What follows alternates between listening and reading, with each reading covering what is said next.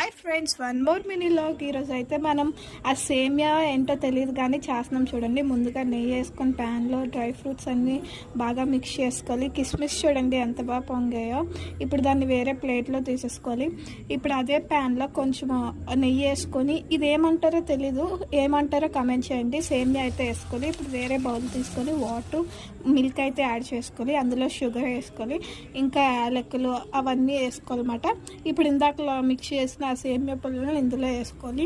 ఇది టేస్ట్ అయితే ఎలా ఉంటుంది, ఫస్ట్ టైం అని అనుకున్నాం కానీ టేస్ట్ అయితే వేరే లెవెల్, చాలా బాగుంది. ఇప్పుడు దాన్ని బాగా మిక్స్ చేసుకోవాలి. బాగా బాయిల్ అవుతుంది.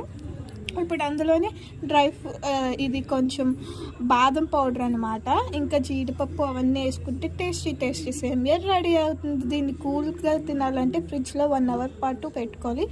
దీన్ని ఏమంటారో కమెంట్ చేయండి. ఇలాంటి మరిన్ని వీడియోస్ కోసం ఫాలో మళ్ళీ